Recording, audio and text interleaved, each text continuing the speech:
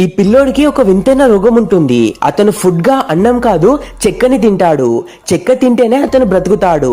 అతని తండ్రి అతని కోసం చెక్కతో ఒక అందమైన బొమ్మ తయారు చేస్తాడు. అండ్ ఆ పిల్లోడు బర్త్డే రోజు తండ్రి చెక్కతో చేసిన క్యాప్ ని ఇస్తాడు. అతను ఏం ఆలోచించకుండా దాన్ని తినేస్తాడు. నైట్ అంతా కూర్చొని తండ్రి చెక్కతో ఒక ఏరోప్లేన్ ని చేస్తాడు. అండ్ ఈ పిల్లోడు దానికి పెట్టే ఒక పార్ట్ ని కూడా తినేస్తాడు. ఈ పిల్లోడు పెరిగే కొద్దీ ఈ చెక్క తినే అలవాటు కూడా పెరుగుతుంది. దాంతో ఇంట్లో ఉన్న ఫర్నిచర్ అండ్ గోడల్ని కూడా తినడం మొదలు పెడతాడు. అండ్ తండ్రి ఇతని వల్ల రోజు ఇల్లుని రిపేర్ చేయాల్సి వస్తుంది.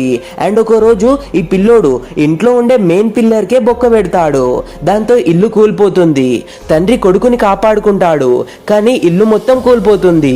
ఆ పిల్లోడు రియలైజ్ అవుతాడు, నా వల్లే కదా ఇదంతా జరిగింది అని. దాంతో ఈ పిల్లోడు నేను ఉండకపోతే మా నాన్న ఎలాంటి ఇబ్బంది పడడు అని వర్షంలో నిల్చుంటాడు. అండ్ తండ్రి అతన్ని చూసి కాపాడదామని ట్రై చేస్తాడు, కానీ అతని పవర్ సిస్టమ్ పాడైపోతుంది. తండ్రి అతన్ని చూసి చాలా బాధపడతాడు. కానీ అప్పుడే తండ్రికి ఒక ఆలోచన వస్తుంది. ఫ్యాన్ తో పవర్ సిస్టమ్ తయారు చేసి కొడుకుని బ్రతికిస్తాడు. ఇక్కడ తండ్రికి కొడుకు వల్ల ఇబ్బంది కలిగి ఉండవచ్చు, కానీ అదే కొడుకు లేకపోతే తండ్రి ఉండగలడా?